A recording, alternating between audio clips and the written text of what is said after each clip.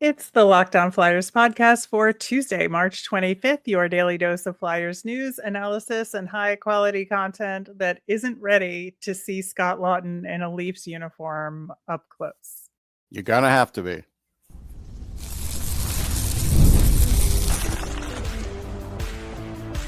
Your Locked On Flyers, your daily podcast on the Philadelphia Flyers. Part of the Locked On Podcast Network. Your team every day. Hey there, and thanks for making Locked On Flyers your first listen every day. I am Rachel Donner. I've been podcasting about the Flyers, the NHL, and hockey for a decade. I'm here with prospect expert and Flyers credentialed reporter for 19 years, Russ Cohen.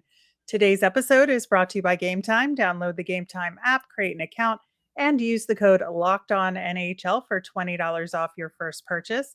And to keep up with our latest episodes and Flyers news, you can find us at Locked On Flyers on all your favorite socials.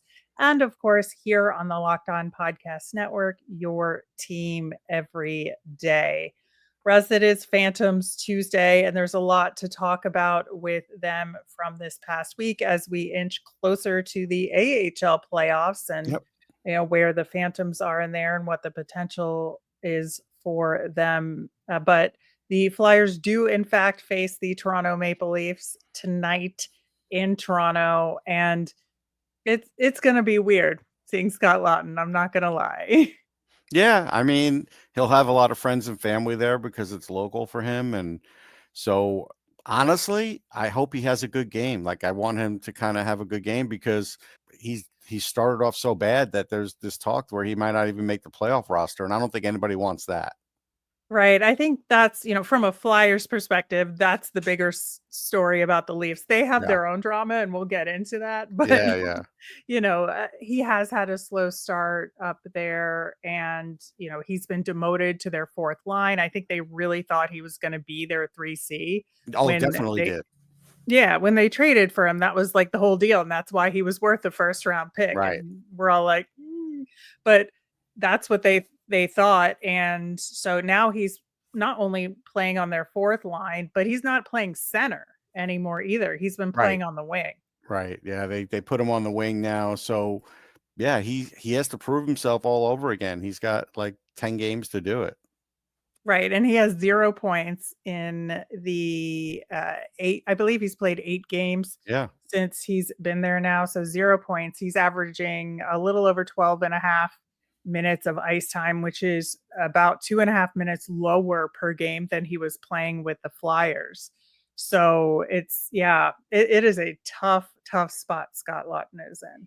Yeah. When you struggle in the NHL, the worst market to struggle in is Toronto. Right. And so let's talk about that because Toronto is in, they're just being Toronto right now, right? Correct. Because if you look at their record, very solid record. They're second in the Atlantic. They're only 2 points behind the Panthers with a game in hand. They're 2 points ahead of Tampa, who are the team below them in the 3 spot there. But they are 4-5-1 in their last 10. And they've had like a 3-game losing streak before they won a game. And, they won their last game against the Preds. But as we well know with Toronto, every little thing gets nitpicked there. Yes. And people are already preemptively nervous about the playoffs because they have a history of only making it out of the first round once in their last umpteen attempts. Right. Well, the fans want to be that way. They're perpetually that way. But, the first little thing was, well, Austin Matthews isn't scoring since the Four Nations. Well, he's scoring. Now the goaltending's been mediocre. And so while Joseph Woll's had a pretty good season, he's not a bona fide proven NHL goalie yet. Right. So that's an issue. And Stellaris has been up and down because Stellaris is playing a little bit more than he normally would. And we know what happens when Anthony Stellaris plays a little more than he probably should. Right. Toronto hasn't figured that out. So with those two things, the Leafs cover up a lot of ills, though. I mean, their defense is a lot better than it used to be. It's really good. It's solid. And now with Brandon Carlo up there with Riley, it's solid. Right. And I would say that the Leafs blue line is better than their depth forwards. Yes. Like and that's not something you could always say until No. this year, right? No, it's as good as it was, I don't know, maybe 5 years ago, something like that. So Mhm. they built that back up, but they're inconsistent offensively, and this is the kind of game where the Flyers could lose 8-3 and everybody would say, "Yeah, that makes sense." Or the game could be 3-3 going into overtime and you'd say this doesn't make sense. Notice I didn't put less than Right. 3 goals for the Flyers because that seems like an impossibility these days. Right. Yeah. I know, and it is weird because so you look at the Flyers versus the Leafs this season. Toronto won both prior games. It was that home and home in January that Right. 3-2 Leafs for both games. So they were close games, which Mhm. I think Flyers played a little better in the one on the road, if I recall Yeah, I think so. correctly, between those 2 games, but nonetheless, they were close games, and, this is part of the consternation of the Leafs. They're like, "Well, if this is how we're playing against the Flyers, what are we?" Right? And apologies if I said it Didn't you wrong. say that in a Canadian voice? I feel like if you're gonna be the inner voice of the Leafs, you should have a Canadian accent. I'm just saying. Yeah. Oh, we're in trouble, eh? Yeah, there you go. I That like was that. terrible. I apologize profusely. See, you're Wow, was Canadian that now bad? because you apologized. Uh, It all works. all right. But I am sorry if I said it wrong earlier about the Preds game they had because they lost to the Preds 5-2. That was a really rough game because they had a 2-0 lead in that game. The Leafs did, and then just They completely just combined sat that back whole and did game just nothing. blew apart, and the Preds are not a high scoring team. No, they are not. They've been notoriously a team that has struggled and are one of Yes. the few teams that are in a better potential draft position than the Flyers are Right. right now. So that was an embarrassing game for them. So even though they won those 3 prior games before that, 2 of them were 1-goal games. So they weren't necessarily decisive wins. And they to your point, they've been also indecisive about whether to play Wall or whether to Yes. play Stolars, over the last couple of months, I would say. I think we'll see Stolars, but I don't know so. I have no idea. This is Craig Berube goalie syndrome. He Yep. had this with the Flyers. He didn't have it with St. Louis because they had a bona fide one with Binnington, and there's no question. But anytime there's a little question, Craig Berube has this thing. He had it with Steve Mason and Ray Emery back in the day, right? It's And just now like spin the wheel, flip a it almost coin. is. It almost you is. Yeah. know? It is definitely like that. And of course, they're in a tough spot because they probably don't want to play the Lightning in the first round of the No, I don't playoffs. think they And want to. Even though and they they have beaten them in recent memory, but they still don't. I right, don't think they want to. right. And the only way out of that scenario is to get that first place position in the division Yeah. and overtake the Panthers, which is a very tough task for them. Yeah. So Time's running every out on that. game, yeah, every game is hyper important to the Leafs, which Yes, again makes things worse for them overall. it The one does. of the one of the things that's kind of getting in the way of that is that if you look at all the top teams right now, they tend to have very high goal differentials. So Florida is a plus 36. The Tampa Bay Lightning are plus 54 on their goal difference. Impressive. Like very, very impressive, right? Toronto only plus 16. Now, infinitely better than the Flyers. Sure. Let's be Yeah, clear they're about minus that. 40 something last time I looked. I stopped looking. Oh god, yeah, I don't even wanna look right now, but, of course I will because, Of course you I will, hate because you can't myself. help yourself. But that being said, I think that the scoring is where they have struggled, right? Yes. Yeah, no question. I mean, I th I think against the Leafs, the key is just get as many shots on net as you can because the Leafs are definitely going to try and suppress shots. They have very good puck movement and they have Yep. some physicality back there. So the Flyers aren't going to get a ton of open looks. No, it's negative 47, by the Oh, way. okay. So, only 2 goals worse than your initial Yeah. estimation there, and yeah, I just think, like, it is gonna be a tough, tough game for the Flyers, but also the Leafs can implode on a dime. And Yes. I think this is where the Flyers have to take advantage of mistakes, because the Leafs will make mistakes. They always do. Yeah, this is one where I don't see the Flyers coming back, but I see that if they could build a 2-0 lead, which is nearly impossible lately, but if they could do it, they definitely would get Toronto to really kind of get off their game and just start to really open it up offensively to try and get back into it, and then things could happen. I mean, last game, the Flyers did get the lead for the first time in a while, and it was a fluky goal. I don't know if you can count on that every game. Right. Now, the thing that they're going to have to avoid is taking penalties, because the Leafs power play is very good, because that top six has some skill, and Yeah. it's going to be difficult. But And I I'm going to think, save the Flyers staff some trouble. I know they listen to the show.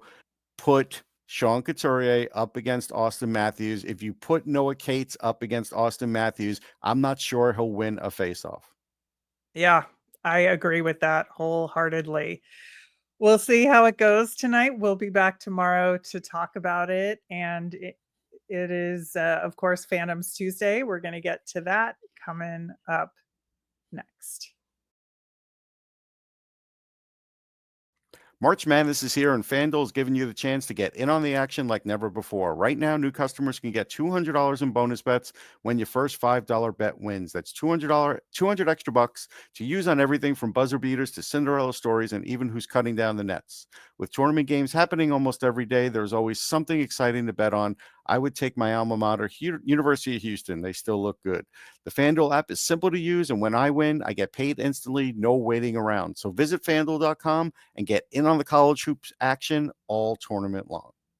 Looking for a snack that's both delicious and nutritious? Crack into a good source of protein with Wonderful Pistachios. Wonderful Pistachios is one of the highest protein nuts. Each 1 ounce serving has 6 grams of protein, giving you over 10% of your daily value. Plus, they're packed with fiber and better for you unsaturated fats to help you feel full longer. Personally, I love the no shells variety. It's perfect on the go and to have at my desk while I'm working. I had some friends over a little ways back for a movie night. Instead of popcorn, we passed around bowls of a variety of flavors, which everyone loved. But the Wonderful Pistachios chili roasted no shells and the sea salt and vinegar no shells were the biggest hits by far. So delicious and healthy too.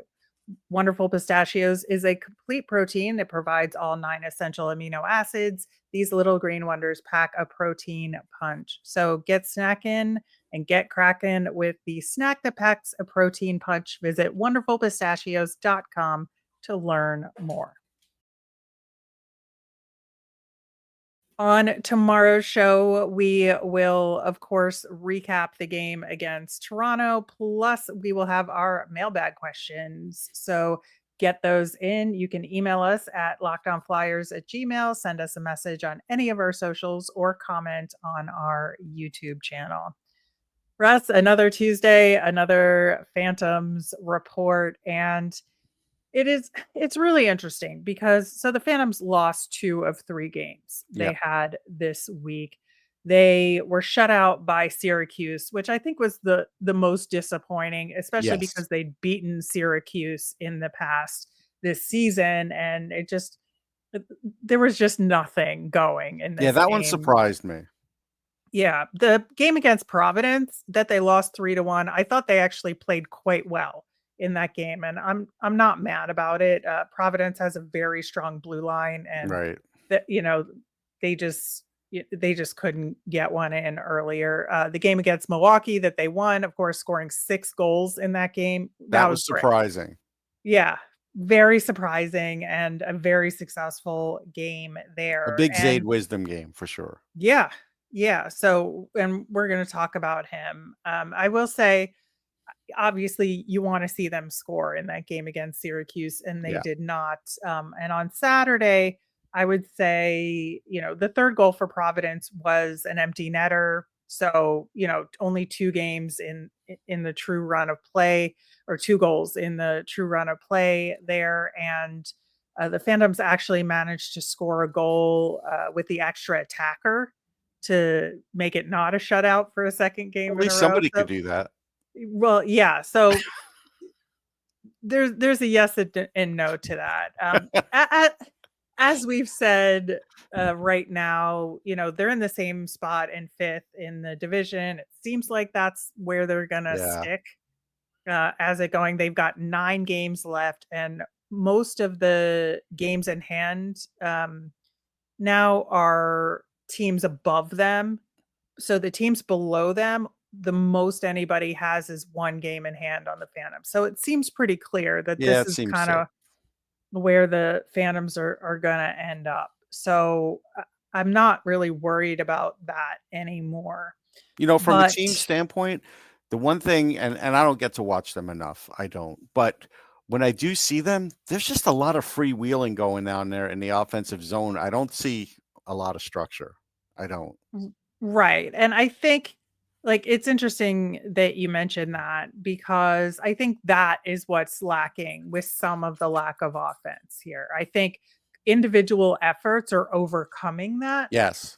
to some degree here. And I think that there's a few pairings that have, whether it's on the forward lines or deep pairings, that have some chemistry Right. that they have managed to build that can put plays together. But that is definitely a weak point of this team. And it's structure offensively, it's structure defensively, it's Yeah. structure on special teams. And that's something we've talked about all season, right? We have. I mean, that's something that is carrying through. They do have guys that will play really hard and can overcome it, but in the playoffs, you could only overcome that for so long. So I think, one thing of concern here is that Anthony Richard left the game on Mm, Saturday early. He collided with Hunter McDonald. It was friendly fire, yeah. just really Sometimes those are the unfortunate. worst because you're not expecting it, and that's a big guy to collide with.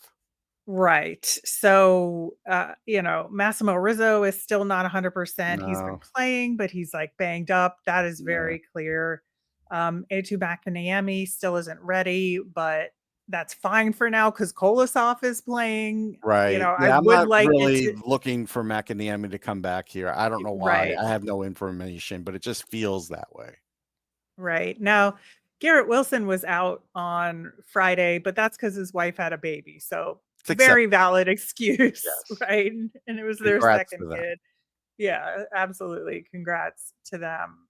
I will say one of the things, when I talk about overcoming the lack of structure there, the new guys have helped with that. Right. That is definitely something I've noticed. So Givani Smith, he steps up offensively a lot more than some of the Yeah. pre-existing Phantoms do and gets involved, and he's gonna make his presence known net front. He gets physical, Yep. and I think that, he occupies the blue line of the other team He in a way. does. You have to watch him out there because he can be a force in the Yeah. crease. Yeah. And I think that is having an effect and allowing some of these other guys to get shots on net that maybe they wouldn't have beforehand. So that's so far what I see his impact to have been. Yeah, I mean, he's a pro AHLer. Whether he can, Mhm. stick in the NHL, that's a whole other thing. Maybe he'll take the Delorier role. I don't know. But yeah, in the AHL, he could do all that.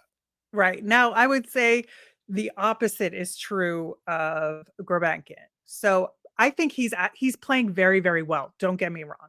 He had a goal on Wednesday. He had an assist on Saturday that was on that lone goal that was a Yeah. really good play with an extra attacker. I notice him quite a bit out there, and he's the one that's kind of making something out of nothing and creating chemistry Right. out there. But he needs a stronger structure. He Like does. you can tell that he needs a system in place because he needs to know where to be when he doesn't have the puck. That's Right. one thing that he needs to work on that I've noticed. Yeah, I think you're right. I had only seen him limited, but now I have noticed as far as him away from the puck. But he is a guy that has good instincts and such, so he is Right. just trying to live off of that. Mhm. Exactly. So he's like the guy, to your point, who's overcoming the lack of structure Right. on the Phantoms to make things happen and is trying to build chemistry with some of the teammates there. Now, if you look at, who he's been on a line with recently, I know Zayde Wisdom, who we mentioned, was on that top line last week. He was on the second line this week because they had Gurbankin with Jacob Gaucher and Anthony Richard I in mean, there okay, but together. my feeling is like Grebenkin just got here, and you're talking about a guy who's been good for 2 months or a month and a half. Why put him on the second line? Why are you putting Wisdom there when he's been so effective? Like, they do a lot of tinkering, a lot more than I'm comfortable with too. Yeah, they do. It's very frustrating because just when we think they've got something going, they mix Yeah, it up. right. And I do not understand why that happens No. sometimes. Now, also, I will say that Elliot Denoye, for some reason over the last 2 weeks, is suddenly like, "Hey, I'm gonna play really well." And so I think it's been okay for Wisdom to have Denoye center his line, because I do think at the moment Denoye has been playing a little bit better, but I Yeah, he's don't think definitely this had is a a little bit of an long-term. uptick. Yeah. The other Yeah, thing about Grebenkin is because I was looking at his numbers, didn't realize he's already a -5. Like, I knew he right. wasn't Yeah. really good in that, but He that needs the really does show it. structure He does. to know where to be on the in Yeah. the Because defensive otherwise he's zone. gonna end up being Mhm. like, a minus even in the NHL. Now he'll have more structure up there, but Right. that's why he's not a guaranteed ready NHLer, and he needs time because of things like this. So you're right. Exactly. But, there's so much more to talk about, more guys to talk about, the goaltending, with Aleksei Kolosov and special teams. We're gonna get to all of that coming up next. There's nothing like watching women's basketball live. I love the energy of the crowd, the sound of sneakers on the hardwood, and so much more, especially the college game where you have that extra energy there. If you want to see a game in person, Game Time makes getting tickets easier than ever. Game Time's new feature, Game Time Picks, filters out the fluff and shows you only the best deals on great seats so you don't have to waste time scrolling through thousands of tickets. Game Time Picks even highlights super deals, giving you the best bang for your buck. And with seat views before you buy, no surprise fees, and that low price guarantee, you can book with total confidence. So take the guesswork out of buying tickets with Game Time Picks. Download the Game Time app, create an account, and use the code Locked On NHL for $20 off your first purchase. Terms apply. Again, create that account, redeem with the code Locked On NHL for $20 off. Download Game Time today. What time is it? Game time. All right. So we talked a little bit about Zayde Wisdom. He had 2 goals in that game on Wednesday against Milwaukee. And, no points in that game on Friday. Obviously, nobody did, but I thought he was still pretty aggressive and stood out in that game again with Elliot Denoye playing a little bit better, who had a goal and an assist in that game on Wednesday as well. And I just really think that I'm just so happy for Zayde Wisdom. I know we keep talking about him week after week, but he deserves it because he continues to perform. Yeah, I mean, the move that he made, what was it, behind the net? It was a great Mhm. move, showing off his hands, and he got Yep. right in there and scored. It caught the goalie off guard. It was a pro move. I mean, he has the confidence going right now. His hard work in the corners, his shot looks much better. He looks much Yep. healthier. I always think that was a problem for a while. It's all clicking for him, and that's why we're saying get him signed. Yep. Agreed. I know, and I had been saying sign him to an AHL deal. I'm, like, starting to think maybe he Yeah, I could mean, give you him a could sign him to a two-way. two-way deal. I mean, I don't think it's Yeah. out of line because, again, no offense to him or anybody else, but these fourth liners and the Flyers won't be around forever, and that might be his place where he plays. Yep. I agree. I would say Alexei Gendron continues to perform really well. He had a goal and an assist earlier in the week, and he scored the lone goal on Saturday against Providence. And I just think he's stepping up in a way that he wasn't earlier in the season. I would say the same is true about Ethan Sampson. He's a lot more noticeable, had 2 assists on Wednesday. I just really like where his game is going.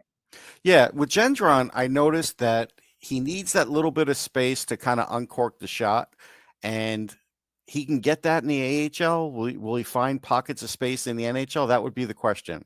But right now, it's working for him. Yeah, I agree. And So I think the other guy I want to talk about is Hunter McDonald because we have not said much about him True. recently, and I feel like he he definitely needs more development. Like, Yes. I still believe that. However, I will say that his instincts are getting better, and I Hmm. think that he is somebody that would benefit from Torts' system because he's a shot blocker. No Right. question about Right. that, right? And he's gonna put his body on the line, and I do think that defensively, his positioning has improved over the course of this season, and so I do have a lot more, I think, hope for him than maybe I did at the beginning of this season. Okay. I mean, Maybe that's fair. hope's the wrong word, but I see the Yeah. potential there a Right. lot more than I did. Yeah. I mean, I still only look at him as a potential third pairing guy. Right. His decision making needs to still get better. But yeah, he's showing signs, but he needs more work. That's really it. Yep. And I don't. I And while agree. you're saying that's true about Torts, you can't just put him up there for that, right? I So it's like, know. I know. yeah, And he still needs to work on what he does in the neutral zone. I yeah, think that's kind of a mess still. yeah, But I do think that he has improved. yeah. That is for sure. Now the goaltending. So Aleksei Kolosov played 2 of the 3 games, and I thought he just looked really strong in Hmm. both games. I think the goals that are allowed, first off, fan of special teams are a disaster, and so goals that are scored on the PK, I'm not really putting on him for the most part. There's been a lot of defensive breakdowns, backdoor left open, just weird rebounds and puck watching with the puck just bouncing and nothing happening, right? So I feel like there's been very few of the goals in the last 2 weeks that he's been playing that are 100% on him. The only moment for pause that I had was I felt like there was a moment when Milwaukee got a goal where all of a sudden I felt like if something went wrong here, they could be back in the game. And I think he did sort of allow that, but I think that Right. was his only down moment. Right. I would agree with that. I would agree with that. Yeah. But and that's why I said like very few Yes, here, but I do think his movement is getting better. it He is. needs to get a little faster He side to does. side. I think that's still a little bit behind the pace of the And he needs more game. strength in the crease. He doesn't have that Mhm. core strength, physical strength yet to really fend off guys. That's a problem too. They know when he's in there, you Right. can overload. Exactly. Like he needs to be able to fight the traffic a Yes, lot better. yes, That's something that I noticed. He does get pushed around a he little does. bit in the crease. So I think the Phantoms defense needs to do a better job at They clearing do. it for No him. question. I mean, they need to do that anyway, but I do think he needs to work on being able to push guys out while maintaining that eyesight line, Right.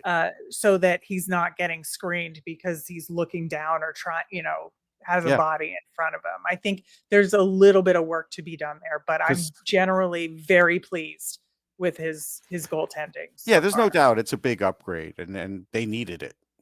Right, and, we saw they got shut out in the game that Cal Peterson played. Now that's on the offense and the skater side Yeah, of he can't things. Cal Peterson's not gonna score.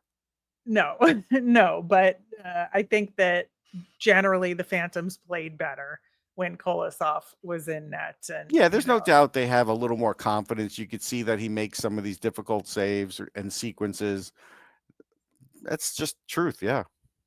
yeah, so, much promise there, and I'm starting to feel like if Kolosov gets these next couple weeks again under his belt, so he's got a good 4 to 5 weeks of solid playing time when the playoffs start, like, to me, that means maybe the Phantoms have a shot here because, Yeah, he could ride him goalies into can't. another round, I think, Mhm. but I don't know. 2 rounds, I'm not there. No, I'm not there.